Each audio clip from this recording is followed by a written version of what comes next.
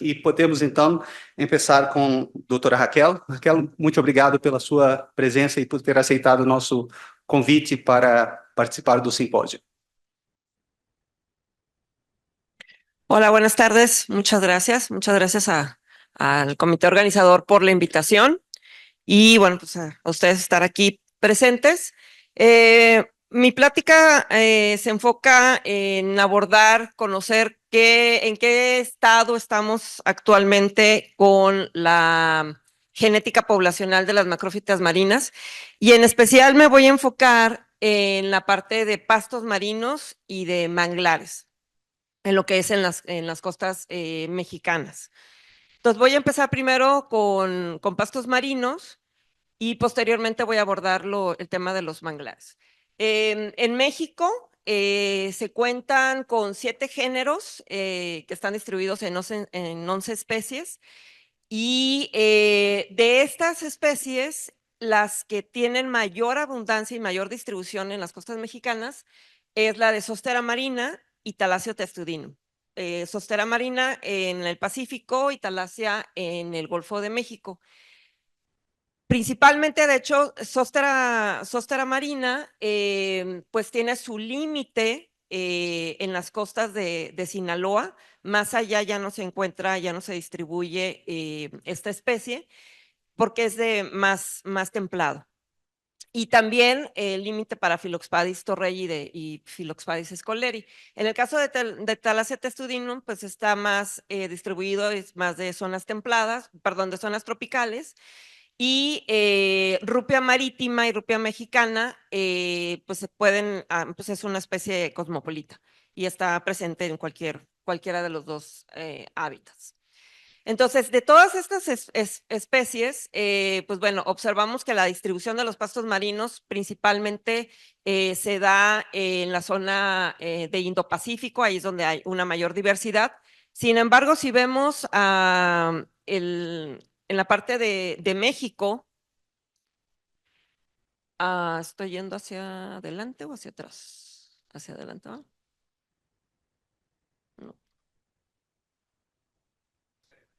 no me estaba yendo hacia... Ajá. Ok, ahí está. Ok. Entonces, México prácticamente pues, está rodeado de pastos marinos. El límite sería en la península de Baja California, el límite sur, para Zostera marina y Philoxpadis torreyi y scolleri. Y pues prácticamente está todo distribuido también en el Golfo de México y en el Caribe.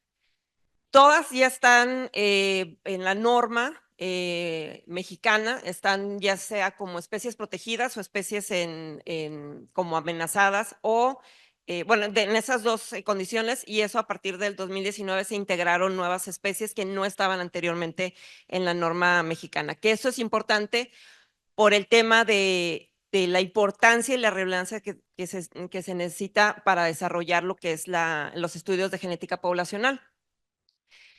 Un estudio que se hizo ya hace tiempo, pero no ha habido actualizaciones al respecto, que es lo que ahorita comentaba antes de iniciar la plática, que realmente estamos estancados en la parte de la genética poblacional en estos pastos marinos.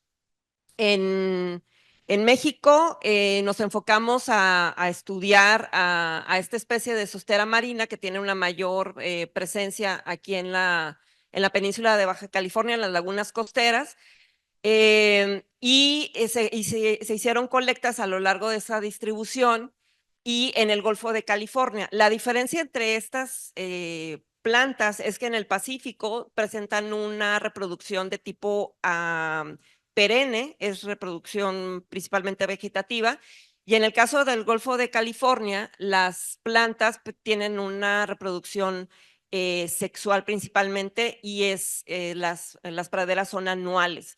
Desaparecen principalmente en lo más norteño, que es del Golfo de California. Desaparecen por completo las praderas. Cuando incrementa la temperatura llegan a alcanzar arriba de de 30 grados centígrados la temperatura del mar. Y arriba de 28, 26 ya no se encuentran las praderas, sin embargo, se encuentran los bancos de semillas. Entonces, cuando vuelve a bajar la temperatura en el invierno, otoño-invierno, empiezan a florecer. Y encontramos, pues bueno, que hay una diferenciación muy marcada entre las poblaciones del Pacífico contra las poblaciones del Golfo de California. Y pues bueno, pues está aquí actuando la península de Baja California, está actuando como una barrera natural, principalmente geográfica, ¿no? Para poder dividir estas poblaciones. Y la circulación, el flujo genético es bastante efectivo en lo que es en el Golfo de California por las corrientes que existen dentro del Golfo de California.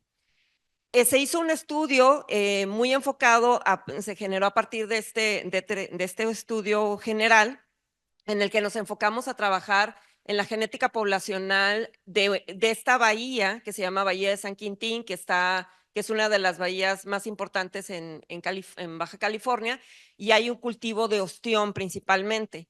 Y esta bahía se caracteriza porque hidrológicamente y sus características hidroquímicas y físicas, hay diferencias en cuanto al el tiempo de residencia en el agua, ¿no? Entonces, esta parte que se ve mucho más azul en la laguna es donde corre un canal de mayor profundidad, llega a más de 8 metros, y entonces pues entra directamente el agua del mar, va reduciendo. Aquí lo que se está mostrando son el tiempo de residencia del agua, y en lo que sería la cabeza del estero, pues son 15 días, y entonces el flujo genético ahí pues es prácticamente nulo, ¿no?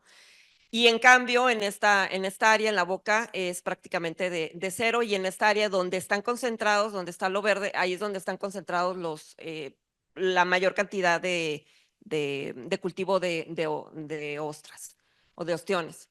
Y pues bueno, observamos que en los lugares donde están más alejados y donde hay una mayor diferenciación genética y donde la diversidad genética también es menor, es en los extremos. Entonces aquí pues hay un flujo mucho más efectivo. Esto es importante porque ha habido una disminución en las praderas de pastos marinos debido a esta parte del cultivo de los ostiones, que ha ensombrecido estas praderas, y pues es importante mantener pues de una manera saludable.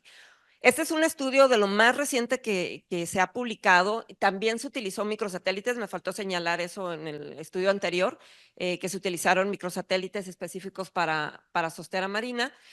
Y también se desarrollaron microsatélites, no existían hasta apenas en el 2023, se desarrollaron para este estudio. Es un grupo de investigación de la doctora Lada en CICESI en colaboración con Portugal, en el que analizaron Philoxpadis scoleri y Philoxpadis torreyi, que son las principales de los pastos marinos más templados. La diferencia con sostera marina es que estos habitan en las zonas de exposición a las corrientes. Sostera marina está más en la parte de zonas protegidas. Prácticamente tienen una distribución muy similar y cohabitan en Philoxpadis scoleri y torreyi en las mismas zonas. La diferencia en ellas es que torreyi habitan en zonas más profundas, pueden llegar a profundidades más altas o más bajas, digamos. En cambio, Philoxpadis scoleri es mucho más intermareal, ¿no? Sin embargo, también hay algo importante, que hay algunos, y eso tenemos que seguir estudiando, hay algunos ejemplares que ha sido muy difícil identificar molecularmente porque tienen una combinación morfológica entre lo que es torreyi contra lo que es scoleri. Scoleri es más pequeño y las hojas son más planas, y en cambio torreyi es más tubular y más larga. Y hemos encontrado algunos ejemplares donde las hojas son tubulares, pero son chiquitas. Entonces, y molecularmente también hemos encontrado como que hay una hibridación, pero no hemos terminado de hacer ese estudio nos ha faltado marcadores moleculares para poder estudiarlos. Entonces, aquí la única diferencia que se encontró y es importante es que se espera una diversidad genética hacia el sur, o sea, va disminuyendo la diversidad genética hacia el norte y hay una mayor diversidad genética aquí hacia el sur, ¿no? Que pues está implicado que un refugio de los periodos de glaciares. Y acá en Philoxpadis scoleri, pues no hay un patrón definido. En extremos se encuentra una alta diversidad genética y en medio pues puede variar, ¿no? Y aquí hay una alta diversidad genética también que serían en las costas de California. Y aquí en este estudio ya no se hizo trabajo en California para Scoleri. Sin embargo, sí hay poblaciones. Nosotros hicimos un estudio que no se ha terminado de publicar y nos enfocamos, pero más a la parte de ITS y MATCA para hacer un estudio más de filogeografía. Y sí trabajamos con poblaciones más sureñas de California y sí encontramos que había una estructura genética muy marcada entre lo que serían las poblaciones del norte y las poblaciones de Baja California, con una diversidad genética mucho mayor en lo que serían las poblaciones de Baja California. Y este es el límite máximo. Hasta ese momento era el último sitio donde se reportaba Philoxpadis scoleri, pero una investigación reciente, agregando otro marcador que es el TRNK, marcador mitocondrial, encontraron que hay todavía una localidad mucho más sureña en la península. O sea, digamos que está avanzando en la distribución de esta especie que se tiene considerada como más templada. Y aquí, pues estas zonas pueden llegar hasta más de 28 grados, ¿no? Aproximadamente. Entonces, al parecer, pues está avanzando, como se ha visto y se ha observado en algunas otras especies, que se está ampliando la distribución de las especies. En el caso de Thalassia testudinum, para la parte del Golfo de México, que es lo que predomina. También hay un estudio que se realizó en el 2018, también con microsatélites, y muestra una genética, también una estructura que hace diferente entre lo que sería el Golfo de México contra lo que sería todo lo que está alrededor del Caribe. Hay un efectivo flujo genético, no sé si alcanzan a ver aquí las flechas que indican las corrientes y que también está permitiendo la distribución.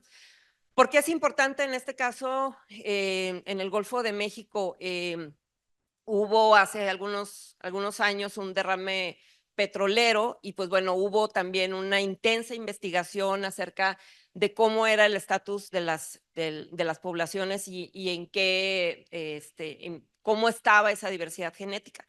Realmente se ha enfocado, hay muchos estudios que están más enfocados a la fisiología, a la ecología, a la distribución poblacional de las especies, pero realmente hay muy pocos trabajos que hablen de genética poblacional en la localidad. Y sí es importante seguir generando mayor información. Entonces, prácticamente de Thalassia testudinum en la parte molecular, pues ese es el trabajo más importante que existe. Y otro también que se hizo también con microsatélites de Allodule wrightit, que sería la otra especie de alta distribución en la localidad. Y pues también muestra prácticamente la misma estructura genética poblacional que hemos encontrado con Thalassia testudinum y que también se repite con lo que ahorita voy a mostrar de manglares, ¿no? Con esta distribución o con esta estructura poblacional. Y hay una mayor diversidad genética en estas poblaciones.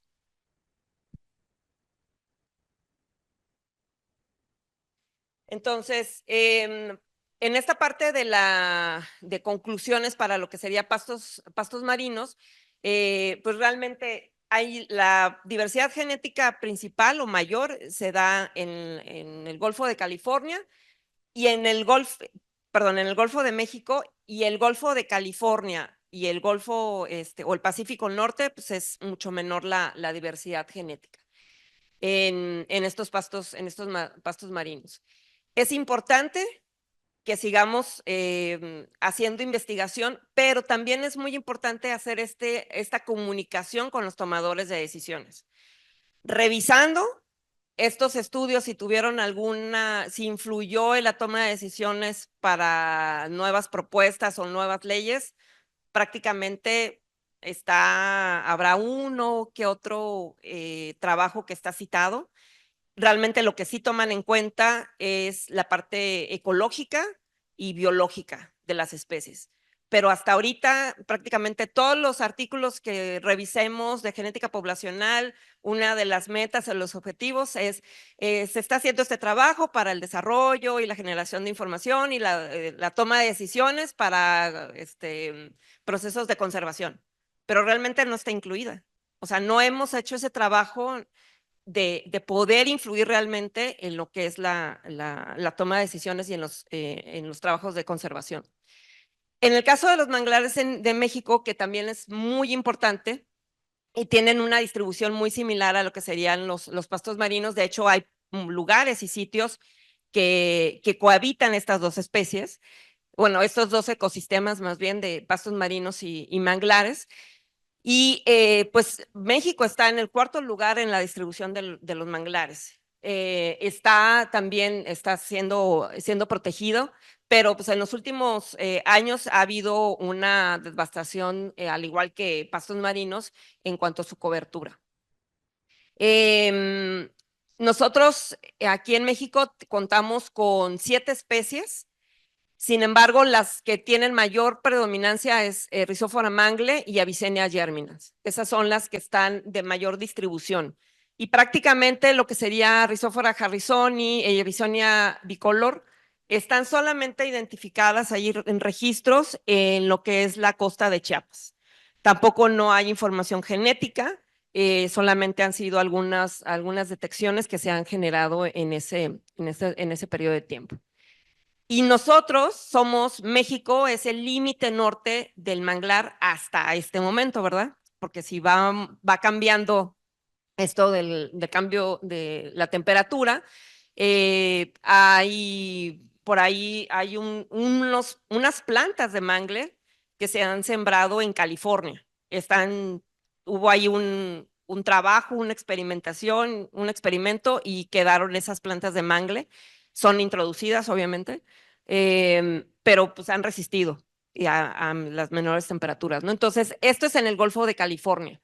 Son los mangles enanos, que les llaman, miden aproximadamente como 1 metro, están fragmentados y tienen una bajísima diversidad genética. Prácticamente todo el manglar es un solo genotipo, al menos con lo que detectamos con microsatélites. Pero comparamos contra los manglares que tenemos en el sur, en Chiapas, en Campeche, pues son manglares, pues como los típicos manglares, ¿no? Árboles gigantes. Entonces, está en la norma oficial mexicana, está incluida que se debe de proteger y que se debe de haber todas las acciones para la conservación y la preservación, pero pues tenemos muchos ejemplos como estos. ¿Me regresas, por favor? Porque según yo me estoy haciendo para atrás, pero me estoy haciendo para adelante. Ya. Ok. Ya. Ok. No, era el de arriba, ¿no? Pues gracias, ya termina. Ok, y estos manglares, no, ese ya es la siguiente. Ajá. Bueno, ya le doy, ¿verdad? Ok. Pero tenemos ejemplos como estos, ¿no? Este es en una zona de Cancún, en un hotel en Cancún, donde derribaron hectáreas de manglares para poder construir estos complejos de hoteles. Existe actualmente a partir del 2020 un programa de resiliencia para áreas protegidas donde están incluidas otras dependencias que permiten o que están incluyendo ya la protección de estos manglares. Tenemos que incidir, esta información que se está generando tiene que incidir en estos tomadores de decisiones. Hay pocos trabajos de manglares que hablen de genética poblacional.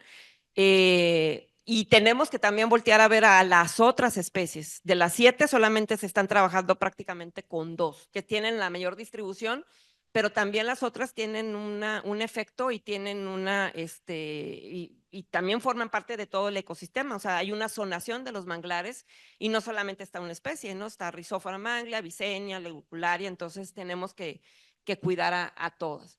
La diversidad genética que verificamos, estuvimos trabajando, pues lo mismo que encontramos para Thalasia, ya hay una alta diversidad genética en el Golfo de México, está más cerca de lo que sería la distribución o el centro de diversidad genética, y pues prácticamente nula en la parte del Golfo de California, ¿no? Entonces, pues estas son especies que están ahora sí que nada más con un alfiler, como dijéramos, tenemos que proteger mucho más a estas especies.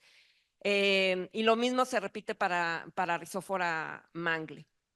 Vemos cómo disminuye la diversidad conforme va de sur a norte, y prácticamente lo mismo para germinans, marismas nacionales, aquí y en el Atlántico es donde hay mayor diversidad genética, y lo mismo para Rhizophora mangle. Esta es, digamos, es como una propuesta de los grupos, regiones que se deben de priorizar. Si no podemos priorizar todo el área, pues bueno, estas serían, digamos, como que las células de distribución y de estructura poblacional. Esto es para Avicennia germinans y para Rhizophora mangle. Desafortunadamente, tenemos aquí un vacío. No hemos podido lograr trabajar en estas localidades para Rhizophora mangle por cuestiones de seguridad. No hemos podido llegar a colectar en esas áreas. Si hay alguien que guste donar colaborar con plantas de esa región, estaría muy bien para poder completarlo, ¿no? Y pues bueno, para ya concluir, ¿qué situación actual? Pues estamos muy atrasados, como que se hizo hace 15 años, 20 años, un esfuerzo con el uso de los microsatélites, estos marcadores moleculares, pero ya como que se quedó ahí. Ya es tiempo, yo creo que de hecho sería muy interesante hacer un estudio nuevamente, ya tendríamos un tiempo suficiente para poder ver si hay una diferencia entre hace 20 años hoy a la fecha, si ha cambiado la diversidad genética, si ha disminuido, o utilizar las nuevas tecnologías, ¿no? RADSEQ, por ejemplo, SNPs con genoma completo, para poder determinar en dónde estamos, pero realmente yo creo que aquí lo importante es hacer un impacto en las políticas públicas. Yo creo que eso es lo más importante, que no se quede solamente la información y cuántos alelos y cuántos heterocigotos, que se quede en una tesis. Tenemos que, yo sé que para los investigadores que estamos en el laboratorio y que nos encanta estar en el laboratorio y en la oficina, nos cuesta mucho trabajo hacer ese vínculo con lo que es los tomadores, ¿no? Con las políticas, pero lo tenemos que hacer. Habrá que empujar a alguien o ayudar, ¿no? A formar esos grupos. Y sí, a mí me gustaría que en este foro pudiéramos platicar sobre ello, ¿no? Para realmente no quitar el dedo del renglón y hacer presión, porque esa es la única forma en la que podemos seguir trabajando y que podamos seguir haciendo investigación, que realmente podamos bajar recursos para seguir haciendo este tipo de investigación, ¿no? Muchas gracias.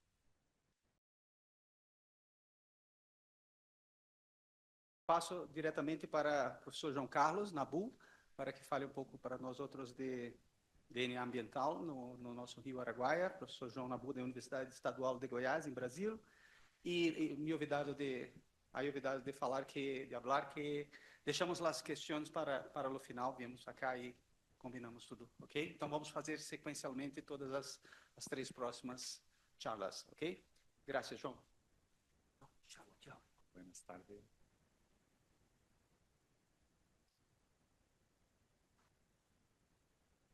Gostaria de agradecer a invitação do professor José Alexandre e toda a organização pela oportunidade de poder apresentar coisas que temos feitas em Brasil. Vou falar em português, então se depois tiver alguma dúvida, nos momentos de pergunta podemos ajustar. Deixa eu levantar um pouco aqui. Bom, então a temática que eu vou abordar aqui é sobre aqui, deixa eu me atualizar, é porque meio de ladinho, sobre a integração entre uns estudos que nós temos realizado, integrando duas abordagens, uma abordagem clássica, taxonômica, e também uma abordagem usando o DNA metabarcoding. Isso, né, com foco, naturalmente, em ambientes tropicais. Bom, é reconhecido e é bastante já reconhecido na literatura, né, e para as demais pessoas, a importância dos ambientes tropicais, dada a sua grande diversidade de espécies, tanto num contexto macro, né, dos grandes organismos, dos peixes, das aves, das plantas, mas também uma diversidade muito grande de micro-organismos, e esse talvez seja o foco que eu devo trazer aqui para vocês. Além da grande diversidade de espécies que a gente encontra nos ambientes tropicais, esses também oferecem inúmeros serviços ambientais, inúmeros serviços ecossistêmicos, né? Desde disponibilidade de água, disponibilidade de alimentos, ciclagem de nutrientes, e também, claro, recreação. Então, os ambientes tropicais favorecem uma inúmera disponibilidade de serviços ecossistêmicos. Por outro lado, esses ambientes tropicais também têm passado por grandes mudanças que estão associados a grandes impactos, né, que eu poderia resumir aqui a uma grande quantidade de perda de água, né? Recentemente isso foi noticiado em vários jornais, a perda acentuada de águas secas muito extremas, então cada vez menos água disponível nesses ambientes tropicais, e além da perda de quantidade de água, também uma perda na qualidade, né, da água, e consequentemente causando vários danos aí à biodiversidade. Portanto, a gente tem aí um problema. A gente está lidando com um ambiente muito diverso, com uma vasta de biodiversidade e que enfrenta uma grande mudança que impacta essa biodiversidade. E problemas como esse, problemas complexos, naturalmente precisam ser integrados, integrar pessoas e grupos para a busca de soluções desses problemas, né? Então, ao invés de a gente trabalhar sozinho, é melhor trabalhar em grupo. E essa é a temática da minha palestra, justamente a integração de dois grupos ou de duas ferramentas para soluções de problemas, no caso de problemas de monitoramento, de agilizar o monitoramento desses ambientes tropicais. E um exemplo, portanto, desse monitoramento é justamente essa integração de esforços, né? Então, por exemplo, eu vou trazer como um recorte aqui, né, de integração de esforços, o uso de uma taxonomia clássica, ou seja, de reconhecer as espécies, de usar microscopia, de algo que é bastante lento e que precisa de muita formação para que se alcance, né, o reconhecimento de espécies, e, ao mesmo tempo, também utilizar novas abordagens, como, por exemplo, o DNA ambiental. Aqui, por exemplo, é meu filho. Ops, já voltei. É o meu filho Jorge, já muito jovem, aprendendo a identificar algas. E a identificação de micro-organismos, a identificação de algas requer muito tempo, então ele já começou desde jovem. Vamos ver se ele vai ser geneticista ou depois cientista de taxonomia de algas.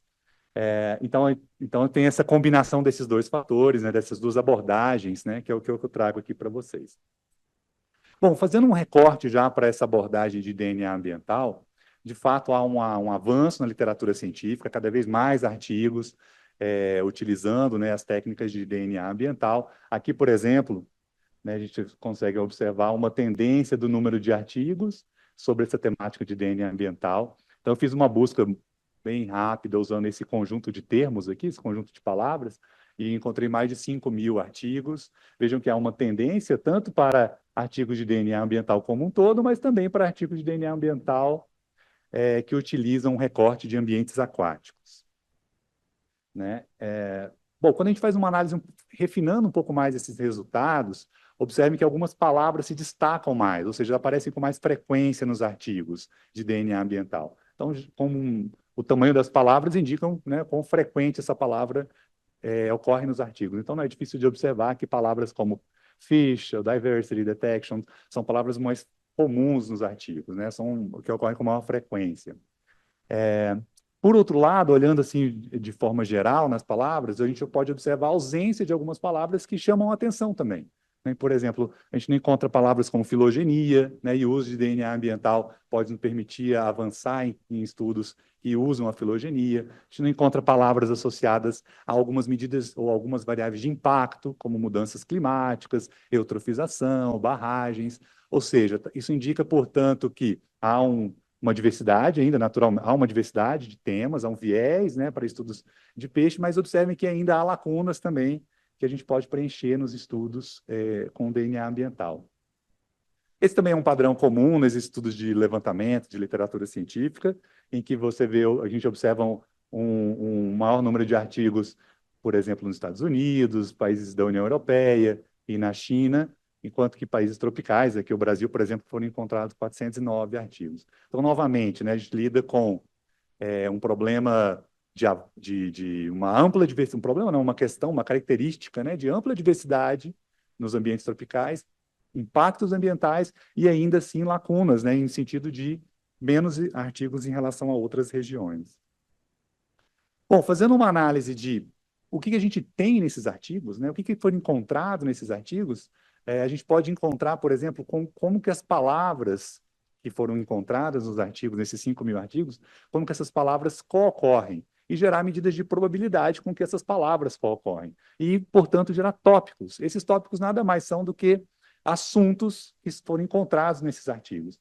Esses são os 10 assuntos mais comuns aos artigos de DNA ambiental com recorte em ambientes aquáticos, né, para estudos de ambiente aquático.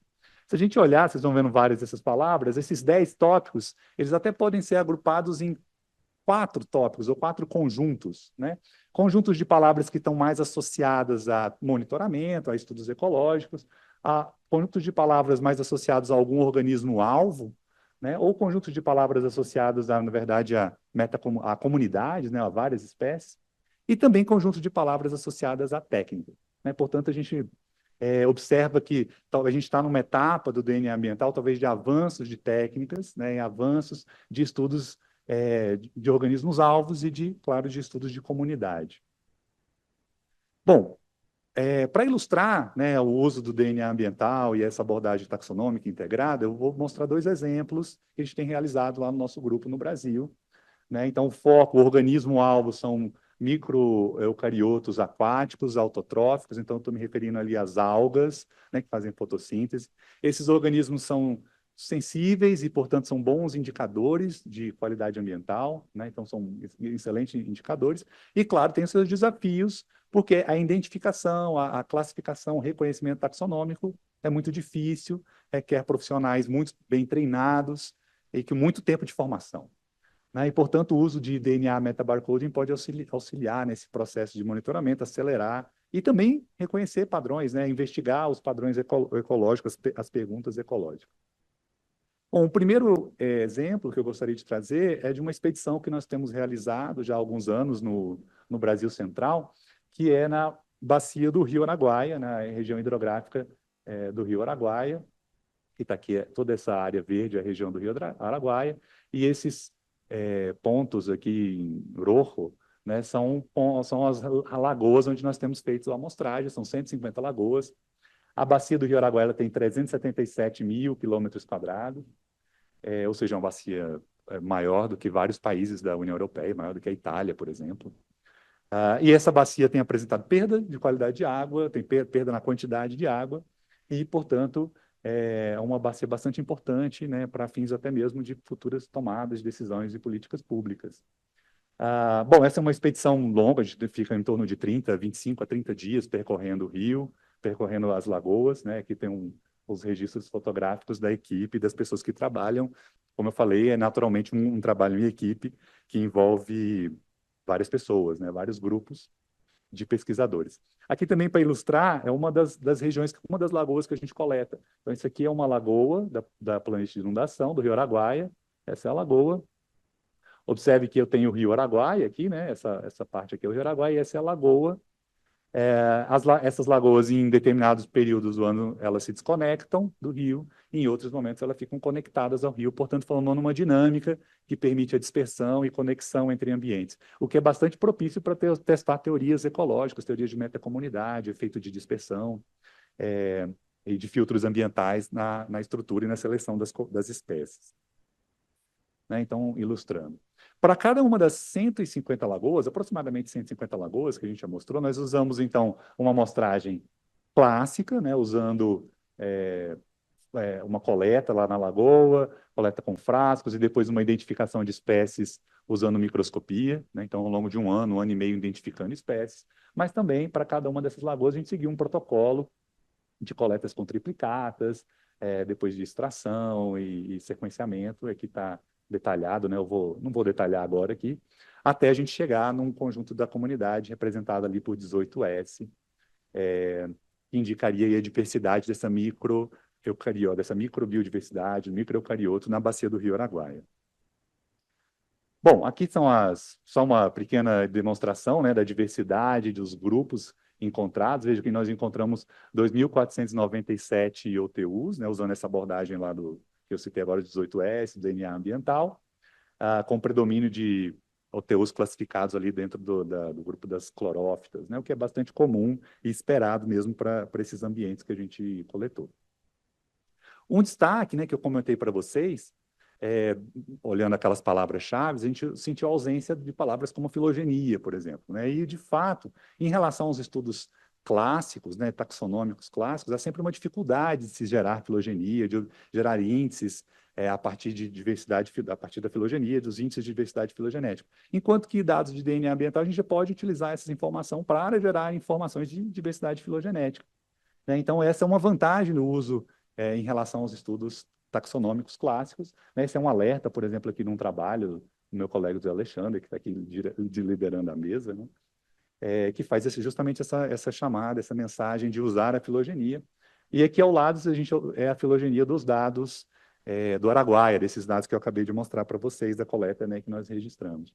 Então, por exemplo, a partir daquela filogenia, ao invés de a gente observar somente o número de OTUs, ou onde estão as OTUs, né, do DNA, a partir da amostra de DNA ambiental, a gente pode gerar informações como a diversidade filogenética para cada um desses pontos, e isso inferir questões ecológicas. Né? Então, por exemplo, a gente tem aqui, ó, né, nessa figura ao lado, uma medida de diversidade filogenética que mostra quão agregados são os OTUs ali naquela matriz, na filogenia. Né? Bom, mas a ideia da apresentação também é fazer uma comparação entre dados taxonômicos clássicos com os dados moleculares. Então, e a partir de agora eu vou mostrar essa comparação, exatamente a relação dos resultados gerados por dados taxonômicos com os resultados gerados por dados moleculares. Então, observem aqui, por exemplo, nessa figura, né? Essa figura mostra uma medida de diversidade, uma medida de como que as espécies e os OTUs mudam, né, entre as lagoas. É uma medida de diversidade beta que mostra como que as composições, tanto de OTU quanto de espécies, mudam entre as lagoas. E observem que tanto para os dados de DNA ambiental quanto para os dados clássicos taxonômicos, o padrão é muito semelhante.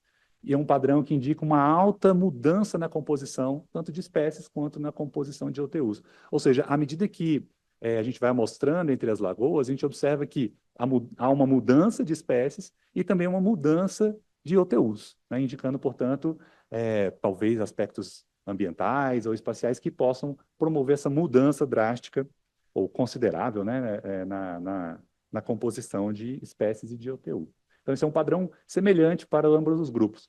E aqui, né, também uma curiosidade que eu não tinha comentado até então, há uma discrepância numérica mesmo, né? Em termos taxonômicos, a gente encontrou um pouco mais de 300 espécies, e de DNA, a partir, né, do DNA metabarcode, 2.400 OTUs. Uma outra semelhança que a gente observa usando a abordagem taxonômica e a abordagem de DNA ambiental é que os padrões dessa mudança, né, esse padrão de mudança de beta-diversidade, ele pode ser explicado tanto porque há uma mudança nas características ambientais, ou seja, entre as lagoas há uma mudança nas características físico-químicas das lagoas, e essa mudança promove alteração na composição de espécies e também de OTU, né? De novo. Isso é observado pela importância aqui de preditores ambientais, tanto para uma abordagem taxonômica, quanto de preditores ambientais para uma abordagem de DNA metabarcode. E também pelos padrões e de distância espacial, ou provavelmente pelas limitações de dispersão.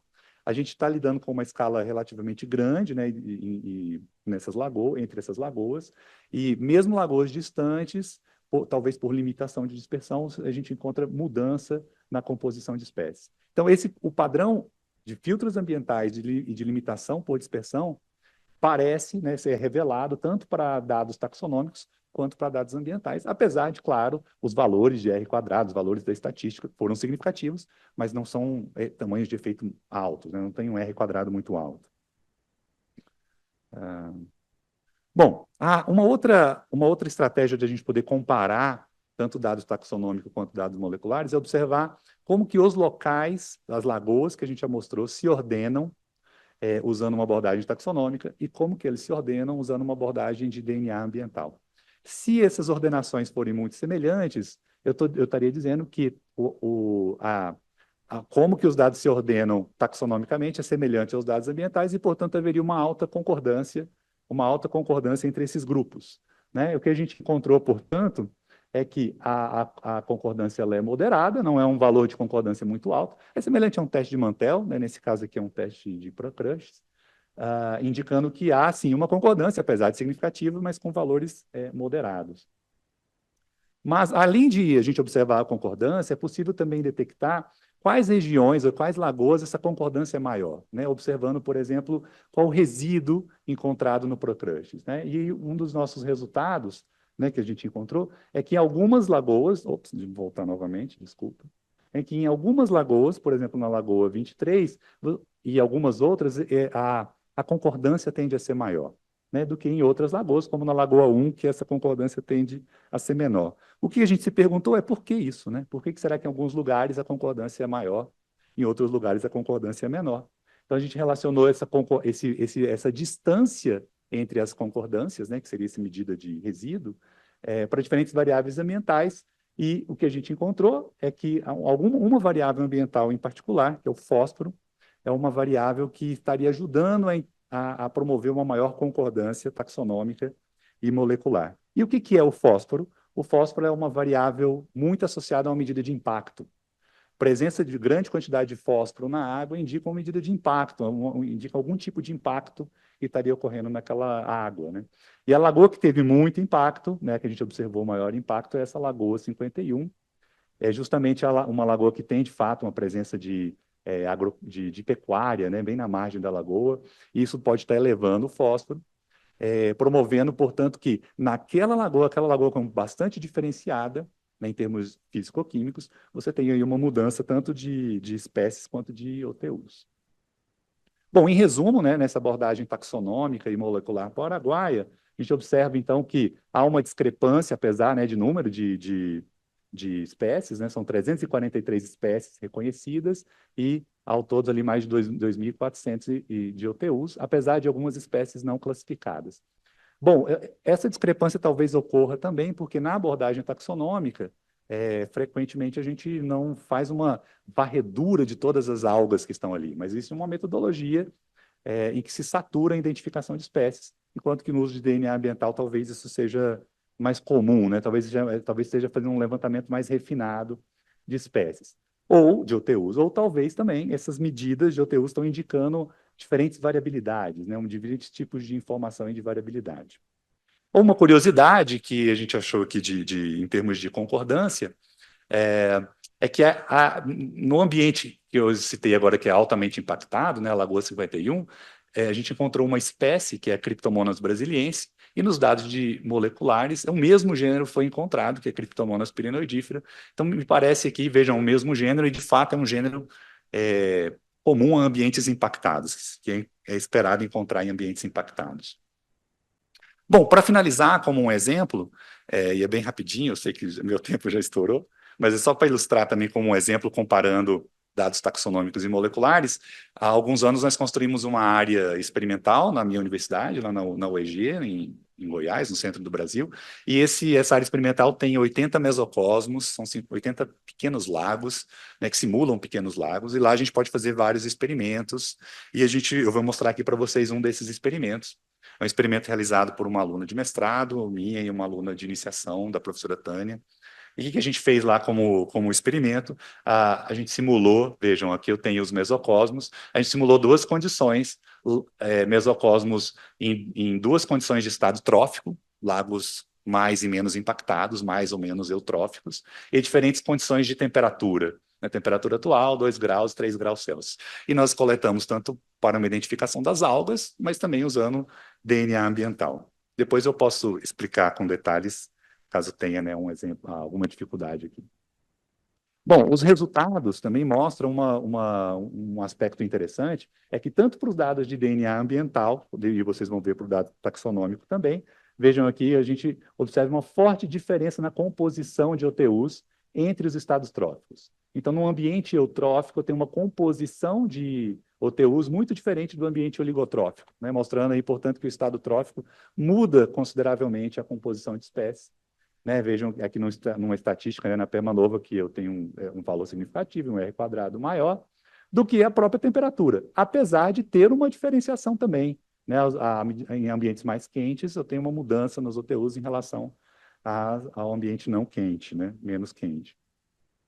Um padrão semelhante a gente encontrou para dados taxonômicos, estão mostrando aí também que tanto o dado taxonômico quanto os dados de DNA ambiental tendem a responder similarmente quando submetidos a essas condições de estado trófico, né, diferentes estados tróficos e de diferentes temperaturas. Bom, esse resultado ainda está em andamento, né, ainda vai ser publicado, mas nós já tínhamos feito um trabalho semelhante, usando somente DNA ambiental, com dados tanto de 16S quanto 18S, e os resultados foram semelhantes a esse que a gente encontrou, apesar que esse trabalho, o foco foi somente em temperatura, né, e no trabalho que eu citei agora há pouco, envolvia também estado trófico. Bom, em resumo é isso, né, então me parece que há ainda uma janela de oportunidade, de discussão, na comparação entre a concordância entre dados taxonômicos e dados de DNA ambiental, cada um com suas limitações, mas também em conjunto podendo revelar novas informações. E aí acho que a gente pode discutir isso a posteriori também. Muito obrigado a todos.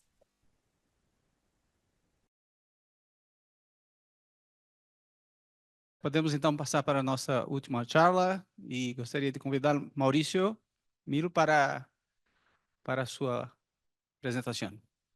Gracias, Mauricio. Buenas tardes para todos. Yo soy Mauricio Carrillo, soy de Colombia, de la Universidad Surcolombiana.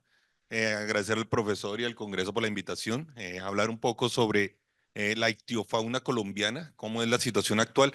Yo no voy a hablar mucho sobre un proyecto en específico, pero sí de un panorama general. Entonces, para empezar a ubicarnos un poquito, Colombia queda al norte de América del Sur.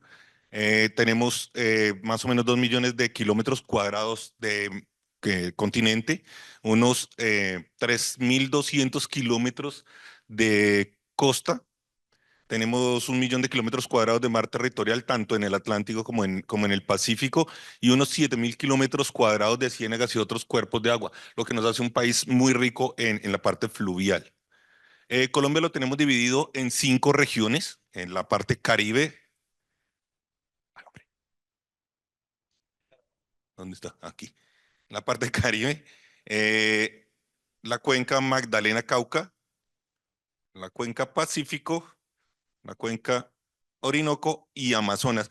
Y el profesor Andrea ayer hablaba un poco sobre las cordilleras, que son muy importantes, porque la cordillera de los Andes llega aquí a Colombia, aquí al macizo, y se divide en 3, en la oriental, en la central y en la occidental. Entonces también tenemos un gradiente de diversidad altitudinal.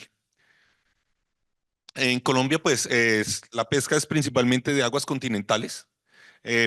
A hoy se pescan alrededor de 21.000 toneladas, en los años 80 se pescaban unas 67.000 toneladas. Principalmente en las cuencas del Orinoco, el Amazonas y la cuenca Magdalena-Cauca, y ahí trabajan alrededor de 150.000 pescadores, que es un número importante de personas trabajando. Colombia es el segundo país más rico en diversidad de peces dulceacuícolas. Tiene registradas alrededor de 4.200 especies, de esas 1.000 pertenecen a la cuenca del Orinoco, o entre 2.500 y 3.000 del Amazonas. Aquí hay que aclarar que no están exploradas ni la del Orinoco ni la del Amazonas. Y 233 del Magdalena Cauca, que es nuestra principal cuenca hidrográfica. Estas son muy pocas, pero tenemos 115 especies de siluriformes y 88 de caraciformes. Lo interesante de la cuenca del Magdalena Cauca, que es la principal cuenca pesquera del país, es que 158 de esas 233 especies son endémicas. Se encuentran solo en esa cuenca. Y la cuenca del Magdalena Cauca está dividida por la cordillera central. Hacia el oriente de la cordillera central pasa el río Magdalena, y al occidente de la cordillera central pasa el río Cauca. Y ellos se encuentran allá cuando termina la cordillera. Entonces todo eso hace parte de la cuenca. Entonces la cuenca es bastante grande y es donde encontramos las principales especies económicas de Colombia. Está el bagre rayado, el Pseudoplatystoma magdaleniatum, Prochilodus, que es el bocachico, y esas son las principales especies. Hay unos libros bien interesantes, peces de la cuenca del río Magdalena. Estos son muy interesantes, este capitán enano y esta guapucha, porque son de los pocos peces como comerciales de aguas frías del país. Los demás son aguas templadas o cálidas. Según el libro rojo de especies dulceacuícolas, el del 2012 es el más reciente, tenemos 22 especies amenazadas en la cuenca del Magdalena Cauca. De esas, el Pseudoplatystoma magdaleniatum, que es nuestra especie insignia, está catalogada en peligro crítico, y el pátalo y la saboleta, el ictioelefas y el bricon están en peligro. Dentro de estas amenazas, principalmente son por acciones antropogénicas y problemas ambientales, contaminación de los fluviales, deforestación, especies introducidas. Eso es muy importante, sobrepesca, y Colombia maneja un programa de tallas mínimas de captura y no lo respetan. Entonces, por ejemplo, el bagre rayado es 80 centímetros de talla mínima de captura, y lo capturan de 30, 40 centímetros, lo están vendiendo, no alcanzan a tener su primera reproducción. Y un problema muy serio que tenemos es la alteración de los ríos, de los caudales. Y esa alteración se ve reflejada en la construcción de hidroeléctricas y de embalses para agua para consumo. Este es un mapita de 28 hidroeléctricas que tenemos, la mayoría sobre la cuenca de Magdalena Cauca. Nuestros peces, la mayoría de nuestros peces son reofílicos, necesitan migrar para el desove. Esas hidroeléctricas o esas presas interrumpen la migración de los peces, y pues hay un aislamiento de flujo. Aquí quiero mostrar, ya empezamos. Abajo para atrás, arriba para adelante, aquí, y el de aquí, eso. El 8, que es la hidroeléctrica de Betania, el 13, que es la hidroeléctrica del Quimbo, y el 25, que es para tenerlas en cuenta para un poquito más adelante. Entonces, pues tenemos hidroeléctricas. El país se mueve con hidroeléctricas. La energía del país es producida por hidroeléctricas y un poco por termoeléctricas, pero la mayoría son hidroeléctricas. Estas amenazas y esta interrupción del flujo pues ha llevado a unos problemas en la diversidad de los peces, los cuales los hemos trabajado con marcadores moleculares. En estos marcadores moleculares hemos usado para caracterizar poblaciones, principalmente microsatélites, algunos especies específicos y otros heterólogos. La mayoría de trabajos son con primers heterólogos, no hemos prospectado para las especies de nosotros. Y trabajos de filogenía y filogeografía, como estaba hablando el profesor Omar ahora, los hacemos con ADN mitocondrial, principalmente con citocromo oxidasa 1, 16S, citocromo B, o algunos fragmentos de ADN nuclear como RAC7, S7, digo RAC, S7 y algunos intronis. Para esto, entonces, vamos a trabajar un poquito en la cuenca del Magdalena, el Magdalena Cauca. Ella la dividimos en 3 áreas. Esta parte de aquí abajo en verdecito, que es la parte del Alto Magdalena, la parte de amarillo, que es la parte del Magdalena Medio, y la parte lila, dirían las niñas, Bajo Magdalena. Hay un trabajo bien interesante que es de la doctora Márquez y colaboradores, es del 2020, donde ellos hacen una recopilación de la información de trabajos realizados sobre la cuenca del Magdalena Cauca. Ellos mencionan 26 estudios en estructura poblacional en 14 especies de la cuenca. Y pues ahí están listados Prochilodus magdalenae. Hay 7 porque es la principal especie pesquera del país. Entonces hay 7 y pues ahí están listados los trabajos que ellos encontraron. También en los trabajos que encuentran, entonces encontraron que hay evidencia de flujo génico en varios de ellos, Agenellosus, Pardalis, Curimata, Megaleporinos, Pseudopimelodus. Aquí es interesante porque el Pseudopimelodus es este, si no lo conocen. Este Pseudopimelodus es Ictioelephas. A raíz de los trabajos de la profesora Márquez, antes era Ictioelephas longirostris. Ella hizo unos estudios de caracterizaciones poblacionales y determinaron que no es una especie, sino son 3. Ahorita estamos un poquito enredados porque hasta hace poquito era Ictioelephas longirostris, hoy tenemos 3 especies de Ictioelephas, todavía no tenemos clara la distribución, pero esos... ay, otra vez, calma. Es este, es esos grupos conforman una sola unidad genética, no hay su estructuración, pero ellos trabajan sobre todo en la parte media y baja del río Cauca. Es este, ese. Otros trabajos con primers específicos presentan como resultados valores de endogamia arriba del 10% en Curimata, en Ópleas, en Prochilodus, en Pimelodus groscofi, y encuentran que hay diferencias genéticas debidas a barreras naturales o artificiales o a contaminación en Sorubín. Sorubín, ese es, ay, otra vez. Caramba. Este es el Sorubín. Sorubincus picaudus y Prochilodus. Y en Prochilodus también encuentran diferenciaciones también en la parte del Alto Cauca. Acordémonos que el Cauca queda al otro lado de la cordillera. Magdalena por este lado, Cauca por el otro lado. Encontraron también que en Capaz, el Capaz es este aquí, el Pimelodus groscofi, y este es el Pimelodus yuma. También encontraron que hay una sola población.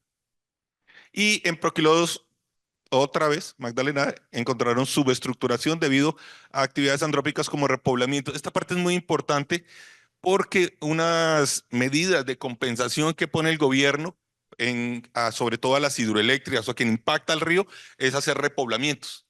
El problema de los repoblamientos es que ponen la norma, pero no las condiciones como lo deben presentar. Entonces están comprando alevinos de cualquier parte del país y echándolos en cualquier parte del país. Entonces el estudio de Prochilodus, que es de las principales especies pesqueras, es un enredo, es un revuelto de todo con todo, porque las medidas de compensación tiene que echar 2 millones de alevinos al río, de dónde no importa. Entonces están echando de todas partes, en todas partes. Entonces se encuentra uno de todo cuando hace un estudio de caracterización poblacional en Prochilodus.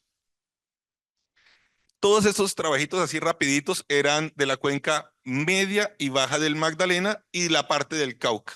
En la parte alta del río Magdalena, que es donde nosotros estamos, que es el departamento del Huila y pues su capital Neiva, aquí es donde yo trabajo, tenemos algunos estudios que hemos realizado. El problema de el río Magdalena, en esta parte alta del río Magdalena, el río Magdalena nace al sur del país, en el macizo, y atraviesa todo el país y desemboca en Barranquilla, en la parte norte. Son 1550 kilómetros que atraviesa el país de sur a norte. Y aquí está empezandito, por acá. Y el problema que tenemos es que tenemos 2 hidroeléctricas en una distancia de 55 kilómetros. Esas 2 hidroeléctricas, ay, otra vez, devuélvase. Esta fue la primera en los años 80, se llama Betania, que les decía yo, la número 8. Betania fue construida en los años 80 y ya se interrumpió el flujo de estos peces reorofílicos del bocachico, del Prochilodus, del pseudoplatistoma, y de aquí para acá, ya no se encuentran, a no ser que sean por actividades de repoblamiento.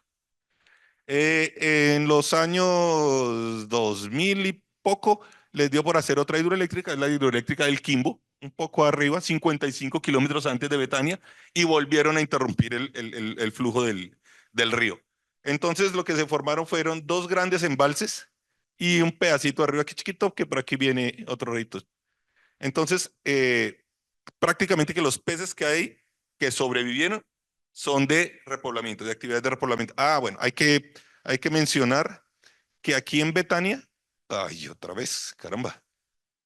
Aquí en Betania, Colombia es el primer país de América del Sur que produce tilapia y la produce en Betania, en grandes jaulas. Entonces son jaulas gigantes de 25 metros de diámetro donde meten 150.000 peces y generalmente los venden para filete para Estados Unidos. Entonces producimos alrededor de, si no me falla la memoria, como unas 80.000 toneladas de tilapia. Entonces es bastante grande, es bastante importante por la tilapia. Ah, ahí viene, voy a adelantarme, pero eso sirvió para el capaz, para el pimelodus, porque se acostumbra a comer concentrado, ración, porque es la que sobra de las tilapias, ellos se la comen. Entonces, y el que tenía que migrar, parece que se está adaptando y los estudios muestran que ya madura gonadalmente en Betania y se reproduce ahí solo. Nosotros hemos hecho algunos estudios, hicimos este bien interesante, estudio estado de la conservación del bagre rayado y muestreamos todo el Magdalena, desde Neiva, que es donde nosotros estamos, hasta el Bajo Magdalena, incluyendo el Cauca. Fue un trabajo muy grande financiado por la petrolera del país, por Ecopetrol, y muestreamos todo. El estudio no era genético, sino era de todo, de crecimiento, de nutrición, de economía, de pescadores. Fue un estudio bastante grande con bastantes recursos, pero nosotros hicimos solo la parte genética. Entonces muestreamos Alto Magdalena, Magdalena Medio, Bajo Magdalena, y este es el río Cauca, y ellos se encuentran aquí, junto con el río San Jorge. Y pues hicimos con marcadores microsatélites, heterólogos, porque no hay para la especie. Y resumiendo los resultados, fue muy interesante porque lo que encontramos fue que todos los individuos del río Magdalena son iguales. No hay diferenciación, pero son diferentes del río Cauca. Y eso fue muy interesante porque cuando nosotros presentamos los resultados, tocó como hoy, que me tocó de último, allá nos tocó de último. Cuando los de desarrollo gonadal empezaron a hablar, no, es un mismo grupo y no sé qué, nos dijimos, no, hay dos cosas diferentes. Cauca es una cosa, Magdalena es otra cosa. Y ellos dijeron, espere, los del Cauca son más grandes. Los del Cauca, las gónadas son más grandes. Los del Cauca maduran un mes antes. Entonces son dos grupos diferentes. Entonces fue bien interesante, les tocó cambiar sus modelos a todos ellos, menos mal. Nosotros no hicimos nada. Y eso llevó a que la autoridad de pesca del país nos dijera, bueno, ¿y son o no son la misma cosa? Entonces nos financió un proyecto y muestreamos todas estas poblaciones del río Magdalena, unas del río Cauca y el río San Jorge, que estaba por allá arribita, con COI y con 16S. Menos mal el profe ya habló de las redes de haplótipos. Entonces hicimos el análisis y entre los resultados, solo para mostrar la red de haplótipos, lo que encontramos es que con los dos genes, todas las especies, todas las poblaciones, mejor, comparten los mismos haplótipos. Entonces descartamos la posibilidad de que fueran dos especies diferentes. También hicimos uno con Ictioelephas patalog, este es bien interesante, en donde mostramos el Magdalena y este chiquito es un río ranchería, pero queda por atrás de la serranía, de la Sierra Nevada de Santa Marta y no tienen comunicación los dos, digamos, porque hay pataló por allá. Y hicimos el estudio y también fue interesante, también microsatélites heterólogos. Magdalena nos agrupa en una parte, pero los de ranchería nos agrupó en dos grupos.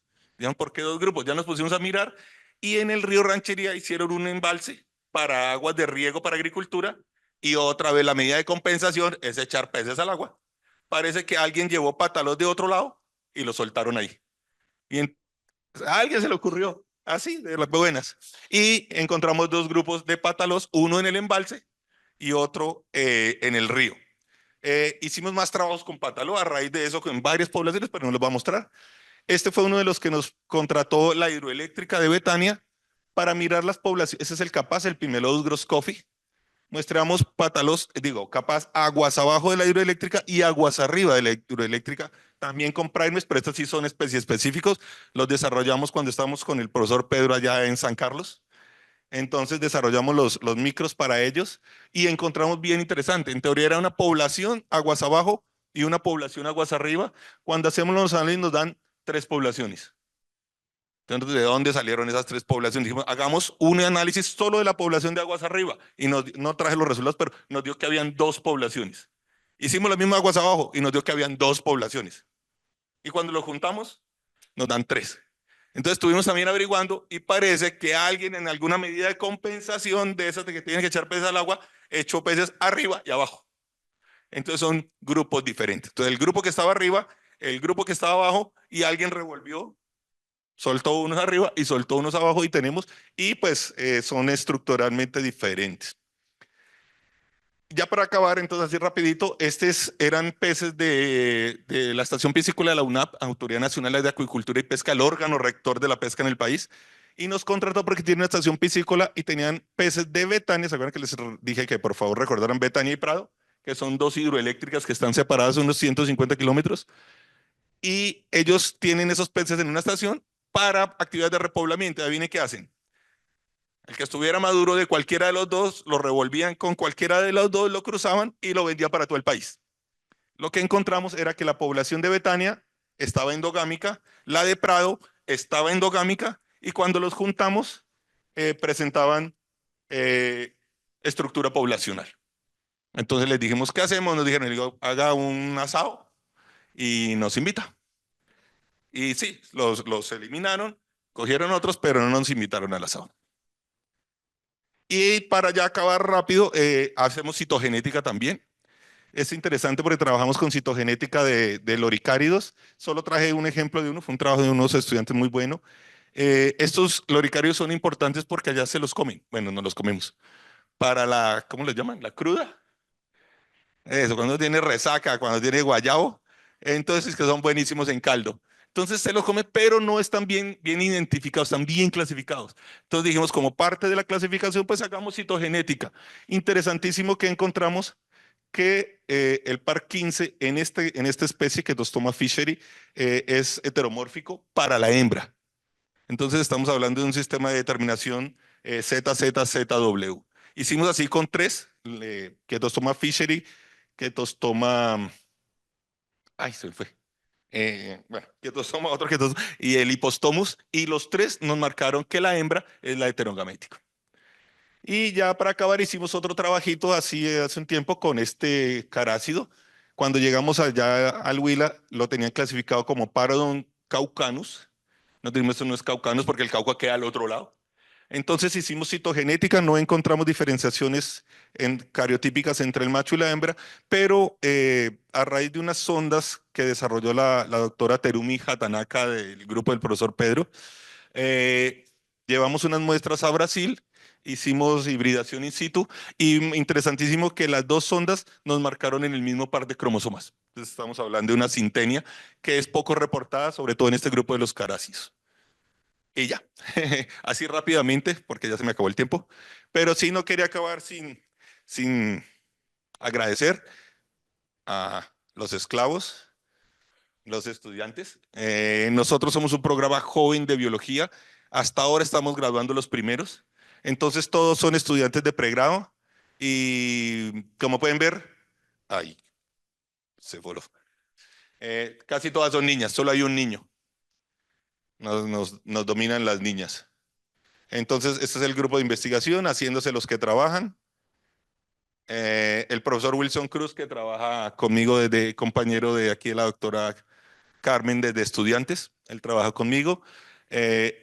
La parte administrativa de la universidad, que también es muy importante, esta señora de rojo es la rectora. El de aquí de Gafitas es el decano de nuestra facultad, que nos estaban entregando ese día unos equipos nuevos para el laboratorio. También, pues, obvio, ay, otra vez. Pues, la comunidad, trabajamos con la comunidad siempre, entonces son muy importantes porque nos llevan, nos traen, nos prestan las casas para dormir, nos dan comida. Y, pues, la última, la familia, como su hijo, que cada que puede nos acompaña. Entonces, prendemos los carritos y nos vamos a brincar en los carros allá por el monte. Y pues, obvio, las entidades que nos financian los proyectos, que está la Gobernación del Huila, el SENA es un instituto de educación, Servicio Nacional de Aprendizaje para técnicos y tecnólogos, la Autoridad Nacional de Acuicultura y Pesca, la Universidad Federal, que trabajamos mucho, y bueno, y Ecopetrol, que nos da plática de vez en cuando. Y pues gracias, ahí están los...